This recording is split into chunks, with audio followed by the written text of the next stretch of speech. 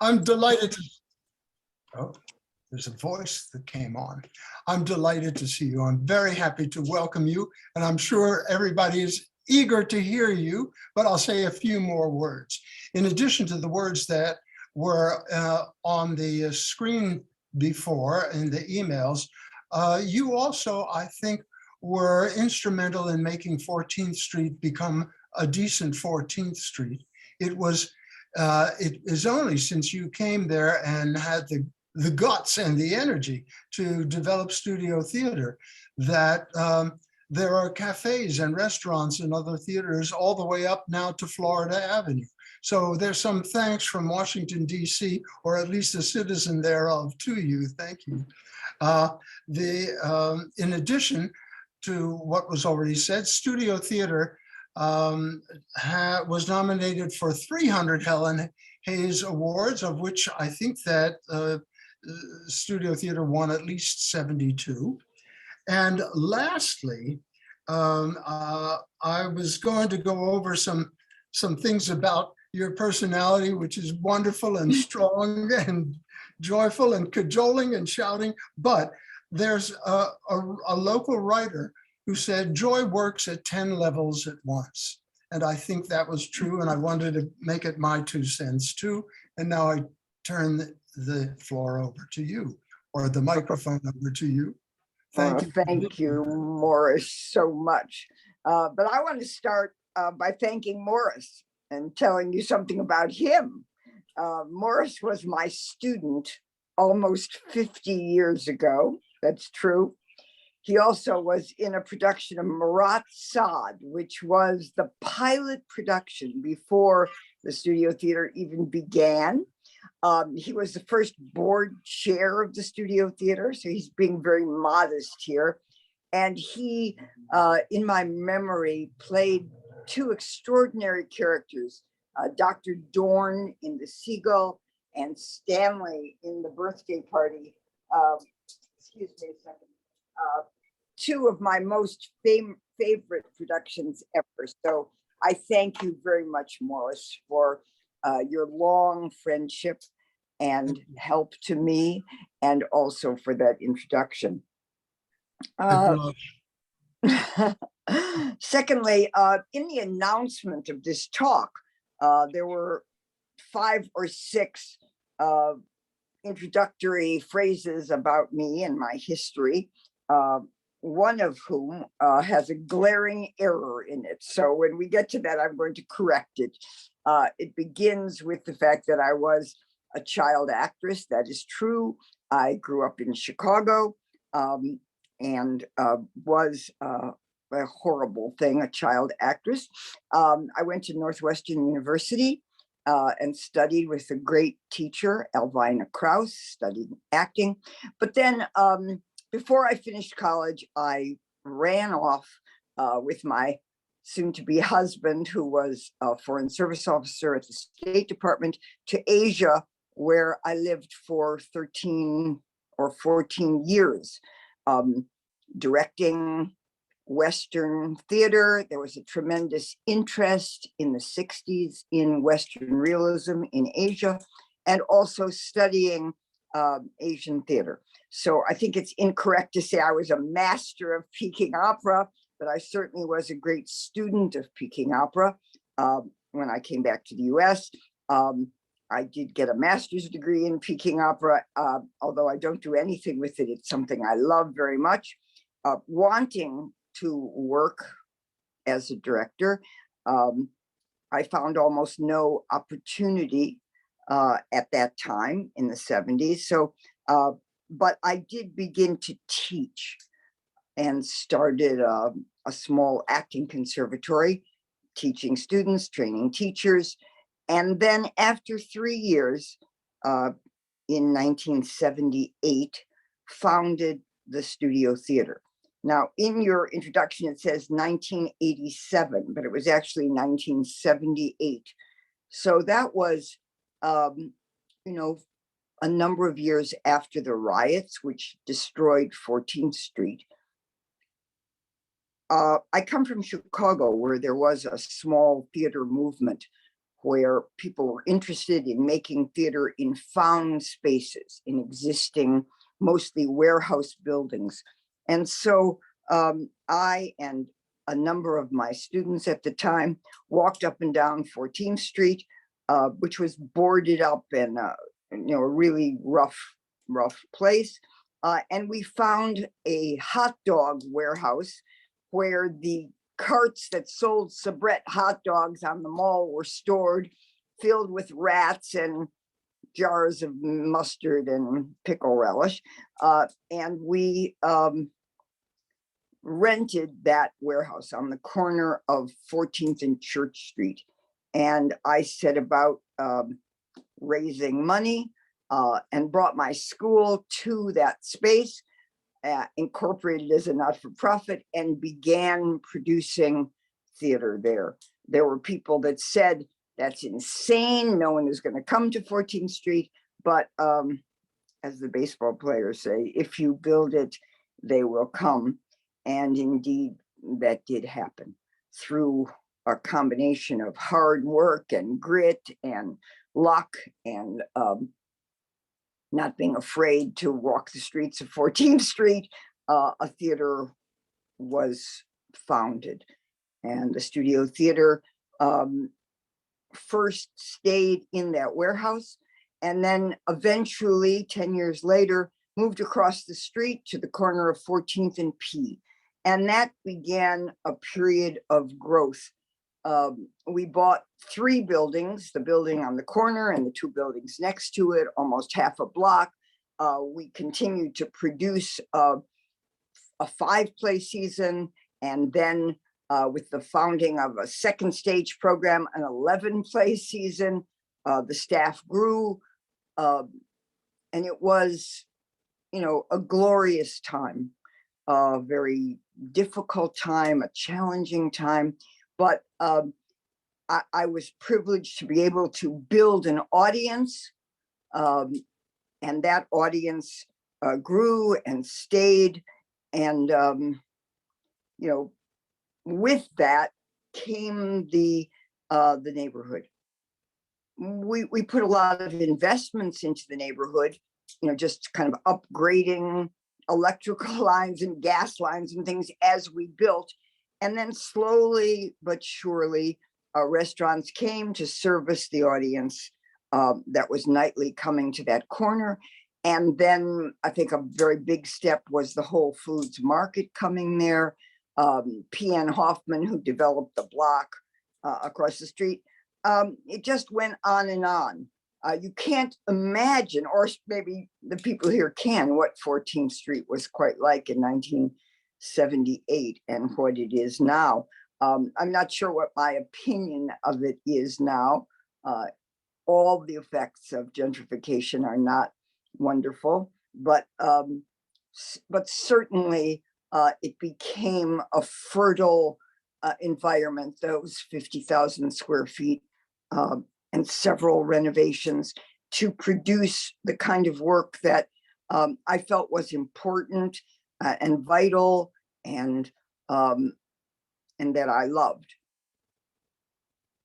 Then about 3 years ago, there was a sharp turn in fortunes. In 2010, so that's 12 years ago, I retired after 35 years as the artistic director of the Studio Theater. Continued to teach, however, in its acting conservatory.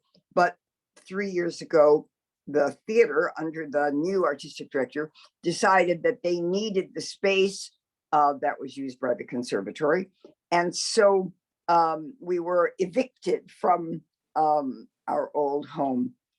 So for the last 3 years, the 20 teachers and 200 students who were homeless, we kind of devoted ourselves to finding a new independent home. And after first traversing a DC public school for 6 months, I then bought a building in Columbia Heights. I thought I was finished with the land of buying buildings, but a building on Holmead Place, about 1 block off of 14th Street, and embarked on a new renovation of a church there.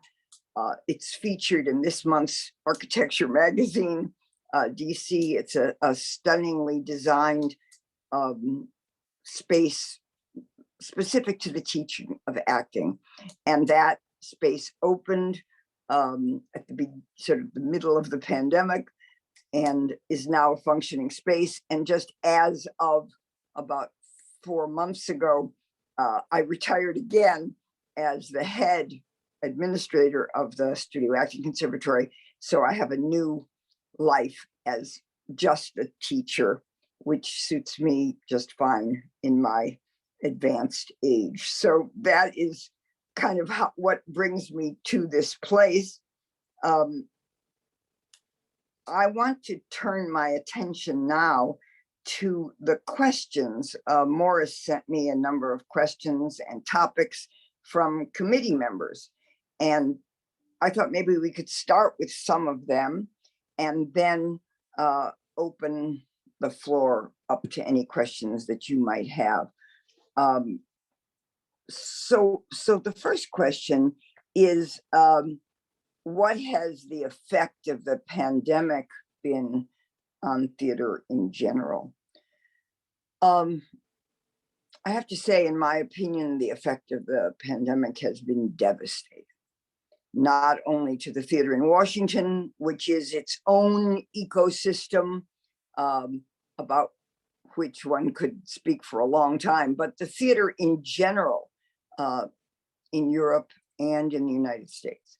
Gathering in a space, having people come together in community to experience something is the last thing that people want to do at this point. It's almost impossible to socially distance given the architecture, which is destiny in theater. Certainly masks for audience, is the rule now, but masking performers is a very complicated thing, and the Actors Union has a lot to say about the safety of actors. So the theater almost entirely closed down. This fall, it kind of limped back to life, and now seems to be once again in jeopardy of sporadic closings, not knowing what the schedules are. During this time, a lot of people moved to Zoom, and indeed even my teachers and myself moved to teaching on Zoom. It's just a disgusting enterprise, in my opinion. I've done it. I will continue to do it if I have to. But the thing about the theater, of course, is that it is live. That makes it unique. That makes it profound. And seeing theater on line is perhaps better than nothing. But of course, it is closer to film and therefore takes different kinds of acting, different kinds of directing. I myself, Friday night, I saw a Broadway show, Clyde's by Lynn Nottage, which was live streamed, a live performance which was streamed. I'd rather do that than see nothing. I have been, to Woolly Mammoth and to Roundhouse and to the Kennedy Center, but every time I'm not sure if it's what I should do or not. And I don't, I don't know how the theaters are going to survive without the income of audience to get them through this period. The government assistance in this PPP program has been very helpful. A lot of money has come to the theaters to keep them going, but I think that period has ended. So what will happen now is a mystery. And people ask me that question all the time. The only thing I can say is that the theater has existed for, 2,500 years. There have been a lot of onslaughts that have tried to kill it, but it somehow has survived. And I believe it will again. Right now, I worry because the Washington theater is, struggling. Many of the theaters are stopping producing their own work. They're bringing things in from outside. They're dumbing things down to try to attract audience members. So I think the answer is that it's a dim and difficult period. The pandemic is not a good thing for the theater, which seems a kind of frivolous statement in terms of the other results of the pandemic. But since that is my field and my world, it's also difficult in training. I mean, training people for a profession that is in crisis.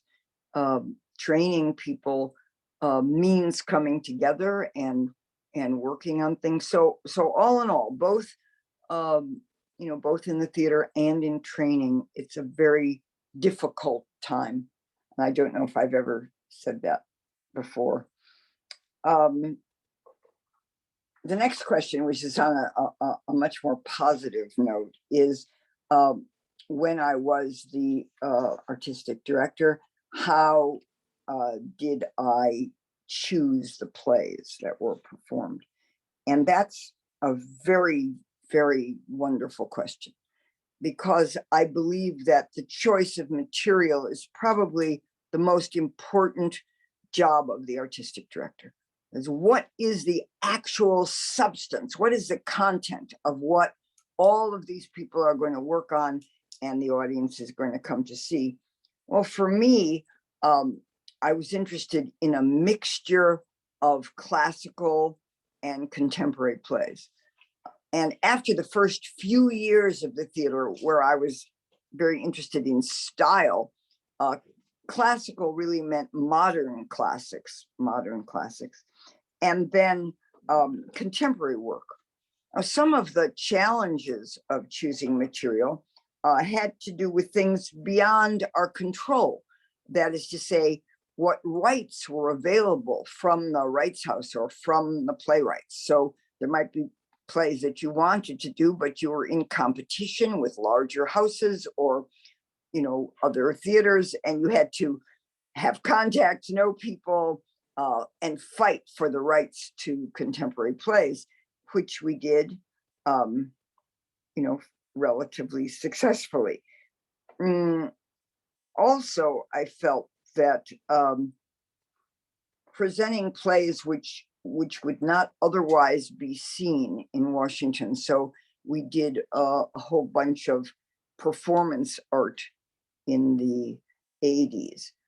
We did a series of AIDS plays in the 90s. But I think my favorite productions as a whole were, first of all, plays by my favorite playwrights. And that is, the plays of Chekhov and Beckett and Pinter, very difficult but deeply humanist plays. Where contemporary plays are concerned, I quite love the works of modern Irish and Scottish plays. And one of my most favorite was an early trilogy that we did, the Slab Boys trilogy, a group of Scottish plays. Susan Laurie Park's great play, Top Dog, Underdog, was one of my favorite contemporary plays. Falsetto Land, we did Falsetto Land and March of the Falsettos. But the truth is, my favorite play was usually the play I was working on at that time. So I directed 100 plays, and they, for me are, they stand out as among the greatest experiences of my professional life. Another question is, what is the difference between teaching and directing? They're completely different in every way. As a teacher, I am interested in the development of talent, the development of the actor's expressiveness, the development in the learning of a process. People understand that in music or in art or in dance, there is series of things that people do to develop themselves over a period of time and a practice. The same exact thing is true in acting. So I am a devotee of something called early Stanislavski. That's sort of where the work comes from. But I wrote a 3-year curriculum, and that curriculum is a studio curriculum. It comes from, sort of the 1903 meeting between Stanislavski and Chekhov. It came to the US in the 1920s. And, there are big major teachers in New York, Stella Adler, Lee Strasberg. I am in that tradition. So teaching is about teaching a process and developing individual talents. Directing is an art form, and I, consider myself a director. That's my job, and that is about revealing the work of a playwright. That is about taking the choices that a playwright has made as to what world we're going to be in, who are the characters, what did they say, what are the words, what are the themes, and interpreting those things for a whole bunch of other artists, actors, and designers, and running sort of a whole group of people who need to come together. Theater is a communal form to create a work of art.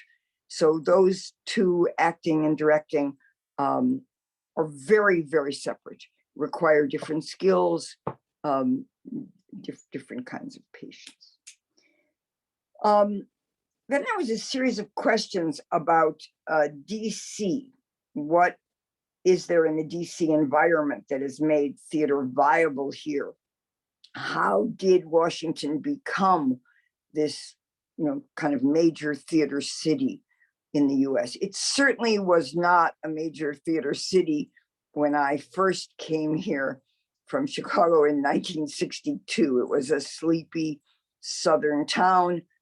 Arena Stage and someplace called the Washington Theater Club on 23rd Street in the West End were about the same size, and that wasn't very big in terms of their budget size. Those theaters, sort of came and went. And then this small theater movement, of which I am a part, or middle-sized theater movement, began, of which there are now maybe 5 or 6 theaters which grew and survived. That is Signature in Virginia, Woolly Mammoth, Studio, the Shakespeare Theater, which of course grew a great deal, Roundhouse. I think that's it. Maybe there's a few others of that size that were able to get large enough that they could survive. I think Washington has a deeply intelligent, educated, theater-going audience, and that's needed to have a theater.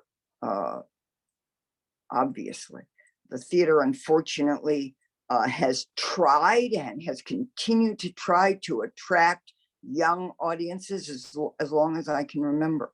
Now there's tremendous competition from things like the comedy world and comedy clubs.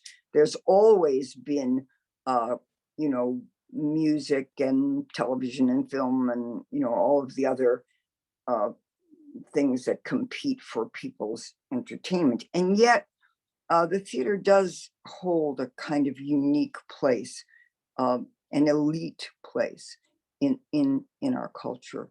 And its ability to reflect and illuminate life is very profound. Unfortunately, it is not a terribly practical kind of activity. So its funding has always been very complicated, and there are a number of questions about financing.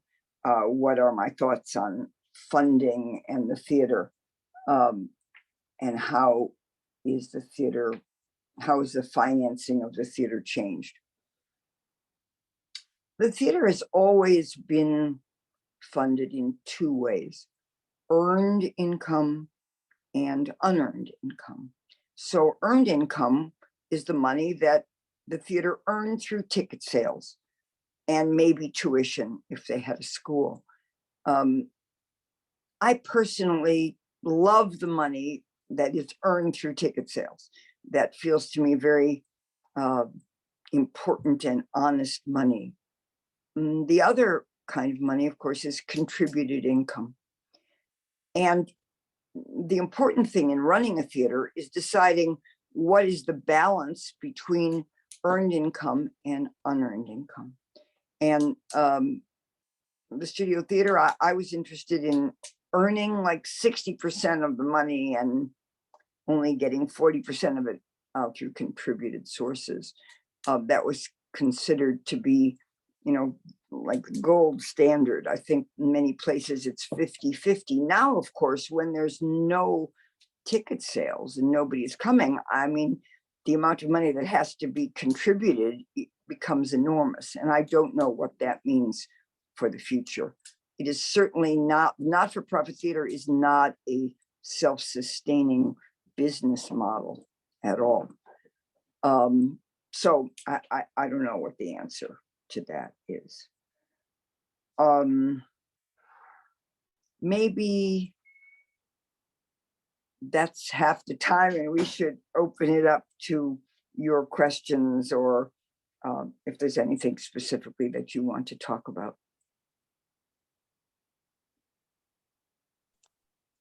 Thank you very much for what you've shared so far. So just as a quick reminder, we got a few questions in the chat, but there's a couple of different ways to share your questions. You can do what Donald's doing here and raise your hand. You can just unmute yourself and I'll try to catch it and call on you. Or again, you can put a question in the chat for me to read out in a minute. But thank you very much for all you've shared so far. And I saw Donald has a hand up there. If you unmute yourself, you're welcome to just ask a question. Yes, thank you. I think this is a quick question. You just mentioned not-for-profit theater, so I assume there is a for-profit theater. Can you tell me some examples of the two? Absolutely. How about Broadway? Broadway is a for-profit theater. There are producers, there are investors. It's like gambling. You get rich quick or lose all your money. The for-profit theater has a long history.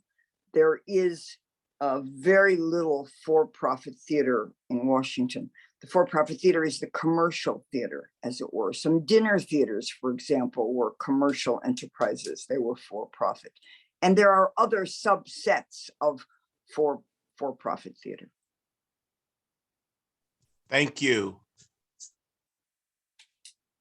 Thank you. Let's see. There's a couple that came into the chat. Someone asked, what are the characteristics of Chinese theater? How different is it from American theater? Oh, my gracious. Small question. That's a big question. First of all, Chinese culture is a vast, an enormous culture, as big as European culture and even much longer. So the Chinese theater encompasses many, many forms. The form that I was particularly interested in myself and studied is a form called Peking Opera, which is not opera in our understanding of it, but it's rather a form that includes speaking and singing and movement and acrobatics. It couldn't be more different than the Western theater, in that it is a series of gestures which have a symbolic meaning, and one goes from one to the other. It also, all the movement is accompanied by a little drumming orchestra and is improvised between the actors and the audience. So the assumptions of it are completely different. It's not about new literature. It's all about old stories, which people have seen a million times, and they're not interested in the story. but rather the way in which it is done. So its assumptions are different, its execution is different, its performance is different. So I don't know, that's like a teeny answer to a very good and difficult question. Thank you. Again, I see Leslie there, I think is the name on the screen, unmuted. Do you have a question? Yes, Leslie is my wife. I'm Dr. Max Cohen. I sympathize with your comments about the uncertainty that results from the COVID situation. My daughter, Robin, is an actress, and she was in a Los Angeles production 3 days ago of Death of a Salesman that was scheduled to be live, but then 5 days before it was supposed to go on, it was live streamed on Zoom.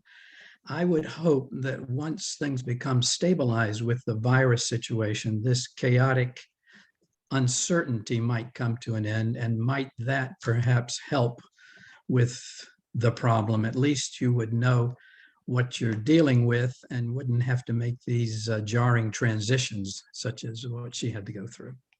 What theater was it at? Interact Theater in Los Angeles. It was part of the theater of John Rubinstein, who did the original role in Pippin, the son of Arthur Rubinstein, the pianist. Yes. Well, I hope you're right. I think it may be a long time. I mean, do you go to the theater? Are you comfortable going into a theater now? I'm not, unless Morris Chalik is performing a Chekhov play, which I did go to see a decade ago. Morris Chalik is a good friend of mine, and I know him personally. And but it takes something like that, let's say. Yes. But you're right. You're right. We're afraid to go to the movies, and we're afraid to go to theater, and we can only contribute, and we feel crippled as a result of it. Precisely. So I think you are indicative of the kind of, educated audience member who now has second thoughts. And I feel greatly for your daughter. People who work in the theater are in a very critical time right now. They have no security. They can't control their destiny. It's always been that way to some extent, but now it's just exacerbated. Right. And the Screen Actors Guild requires them to have $27,000 worth of income, or else they don't get their health insurance. And that's a raise in the threshold, and it has knocked out a tremendous number of them. And they're now having to go in a very difficult environment to try to get not only health insurance, but the basic necessities of life. It's worse for people in the theater than it is even for the guild, in terms of how many weeks of employment the actor has to do on stage to get health insurance. I mean, my friends, actors in the theater in Washington, they're just talk about, can we change careers? And these are the handful, the dozen people who make a living as actors in Washington are saying, can I stay in this profession? How can I live? These are the people at the top of the field. What about everyone else? Right. It's a real problem. Thank you very much for your. And also for your the U.S. government hopefully is going to be able to make a better showing. You mentioned ticket sales, you mentioned contributions. I would hope that the U.S. government would step up, although when the Kennedy Center was being given $5 million in a piece of legislation that passed a year ago, that created a roar among the Republican Party that this was not Thank you very much for your questions, your comments. I saw that Adele was unmuted as well. Do you have a question, Adele? Actually, my question has to do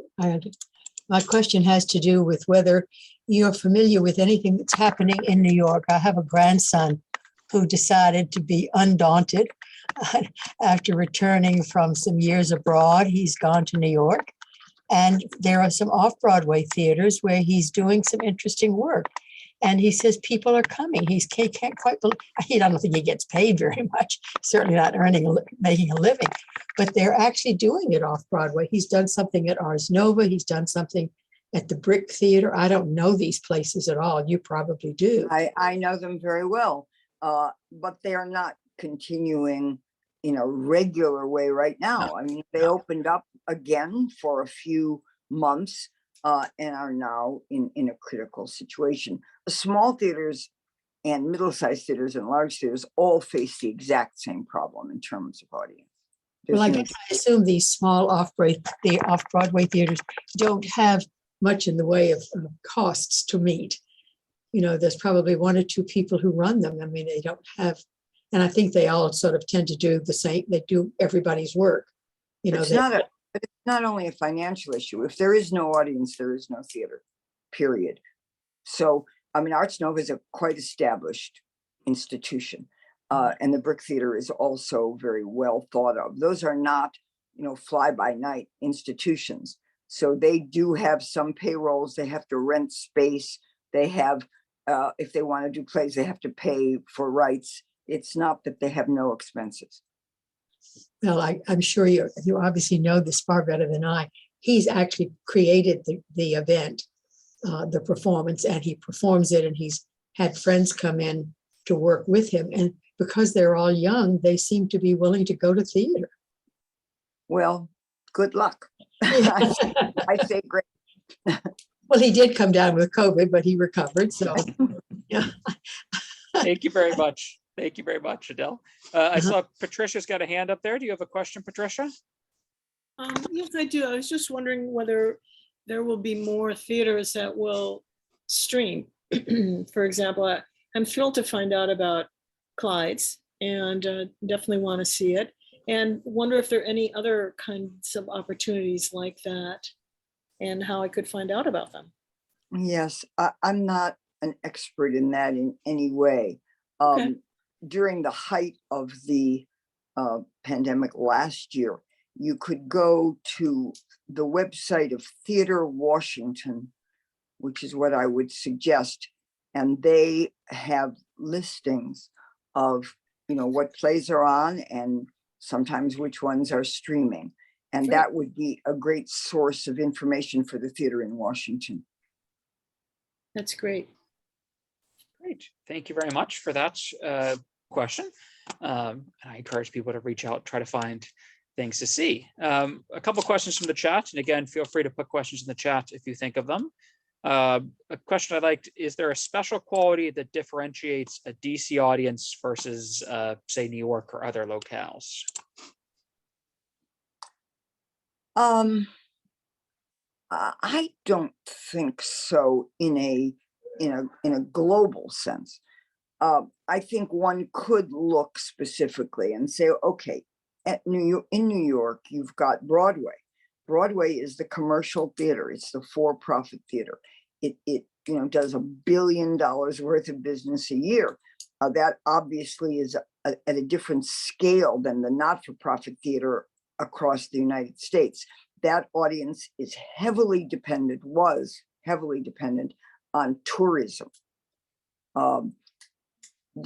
Whatever, I don't know what you want to say, the New York, intelligentsia was not going to see a Broadway musical, which had been running for 10 years. They might have seen it when it came out, but the kind of audience that lines up on the streets in Broadway and sustains this large enterprise is not composed of Americans in New York. Now, there are people from not only abroad, but outside of the country that come to New York and want to see a show. So that's one segment that only exists in New York. I think there are theater cities in the US, Chicago, certainly, maybe LA and San Francisco. Philadelphia has a pretty big theater scene. Washington does. And those audiences have traditionally been, I'm loath to sort of characterize what they are, but they're people who embraced this small theater movement, which is ubiquitous across the United States and was about a serious, European style theater that was also interested in the topics of the day, in politics, in art for art's sake, a whole range of kind of activities, but was basically attracting the people in its city.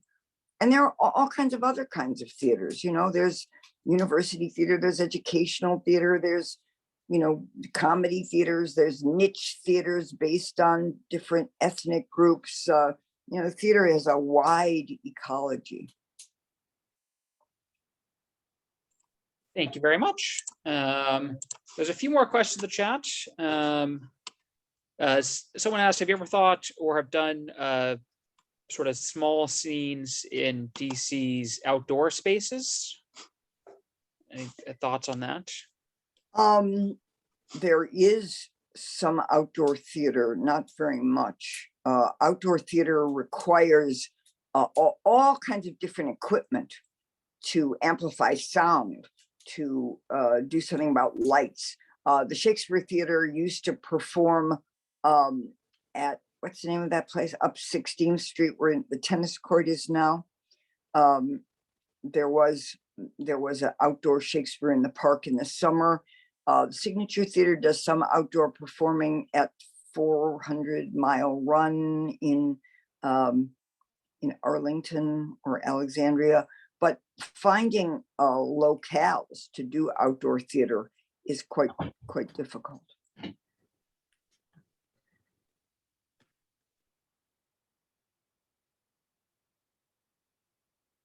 Sorry, I see Morris unmuted and Lorna has her hand up. Morris, you have a question, and I'll go to Lorna after that.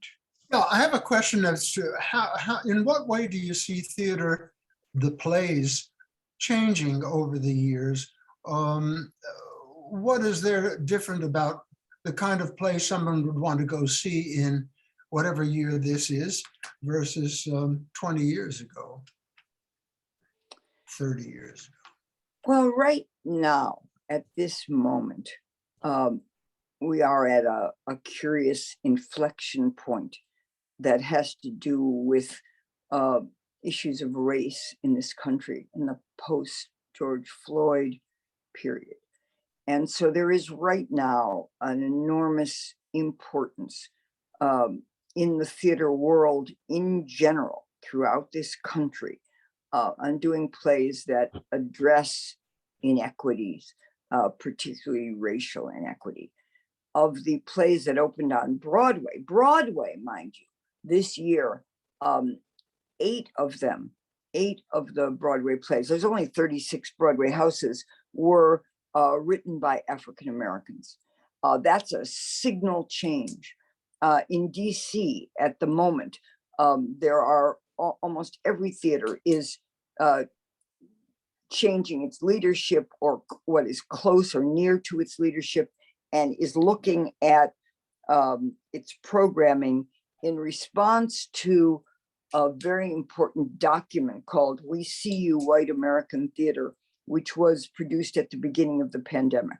So if one is interested in the politics of the theater, and the politics of the theater change and affect what plays are being done. So I think right now we're at a particular moment where, the plays done are changing right now. I don't know how long that will last. I don't know what the audience will be, but certainly the theater does respond to events in the world, and it is right now. Aside from that, as I said, during the 90s, we did a lot of, plays about AIDS, because that was what was uppermost in the minds of the people who were making theater. So I think that, the theater is affected by the world, as it should be. I don't think I could specify, a particular change other than that. Thank you very much. And I see Lorna has her hand up. So if Lorna, you want to ask your question? Yes, thank you so very much. I find theater fascinating. And Morris, I didn't know you were an actor, but thank you very much. You had a great teacher here. My question is, I've seen a number of play readings. The Shakespeare Theater, I know, have done them in the past to sort of test the audience. Do you see that as a possible vehicle for enabling theaters that may not have the budget for the costumes and scenery? Or do you feel that the scenery, what do the scenery and costumes add to a production? Oh, my gracious. Well, the theater is a visual form, first of all. So play reading is fine, but it's not the theater. I mean, the theater is auditory, but it's also profoundly visual.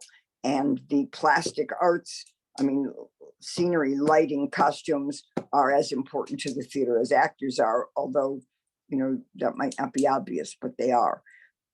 Play reading is a literary activity, is sitting around and looking at what the words are. But words scratched on a page are a far different thing from a full production.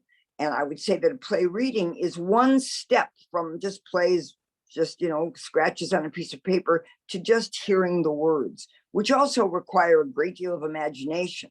I think play reading, where the Shakespeare Theater is concerned, they had a series called the Reconstruction Series. I think that's what you're talking about, in which they read a lot of classic plays, some of which were almost impossible to perform because, you know, they had casts of 40 people, or the language was so difficult or something. And that program was quite popular. A lot of people like to go and, you know, listen to those old plays. And indeed, some of them they would then think of were, wow, that can be produced, and they would occasionally produce them.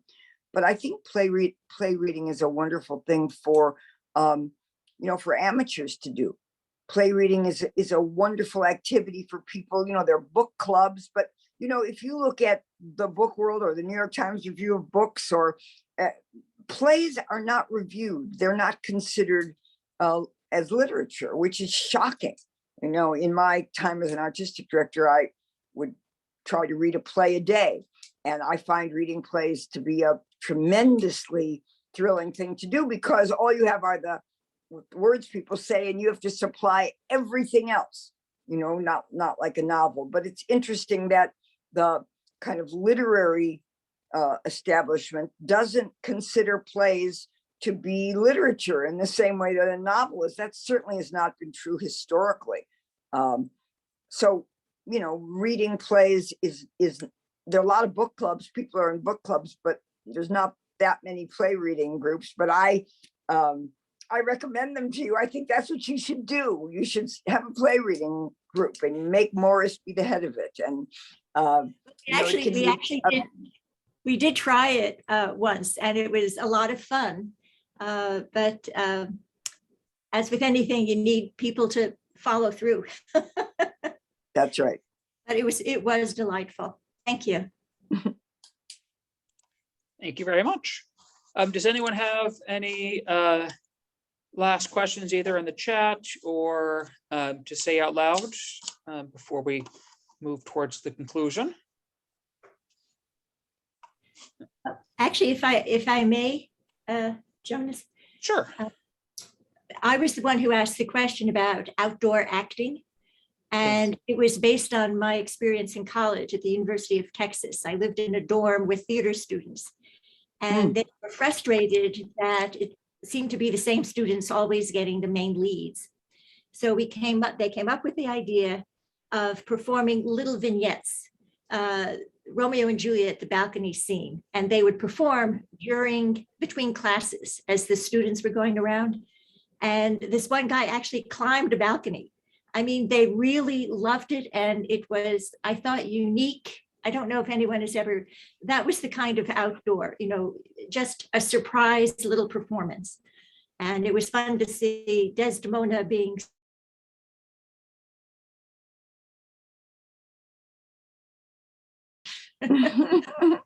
well, in our conservatory, the Studio Acting Conservatory, which is a very great place, at the end of every semester, and there are 3 semesters a year, we have something called final scenes, in which we open the scenes that the students have worked on to the public. And there are classes not only in realism, you know, principles of realism and character and emotion, but also in Shakespeare and Greek theater. I'm teaching this semester a class called Shaw, Ibsen, Chekhov. And at the end of the semester, these, what you call vignettes, but these like scenes from, world literature and contemporary literature are performed. And for example, in my directing class, people are encouraged to use what we call found spaces. And found spaces are what you're talking about, like about a real balcony or a scene in an alley with real police cars and their lights shining. And so the world of found spaces of theater in, spaces like that exists, and it exists in my world at the Studio Acting Conservatory. The Carter Barron was an outdoor venue, by the way, that was very popular. Yes, somebody mentioned that in the chat. That is where the Shakespeare Theater did their summer theater, like the Delacorte in New York. And it's a shame that's gone away. Thank you very much. I just want to thank you again for taking the time to talk with us today, sharing some fascinating stories and insights. And I know I learned a lot and really enjoyed it. Thank you to Morris as well for setting it all up. And does anyone have any last questions before we move on? Just a thank you. Very, very interesting. Thank you very much. Not at all. With the pandemic, been feeling kind of empty, and I am much more full now. Thank you, Joy. Oh, I Morris, feel good. thank you. You're a prince. You should have seen him in Chekhov, doing Chekhov. Right, Morris? Well, Morris is a Chekhovian man. That's Thank you very much.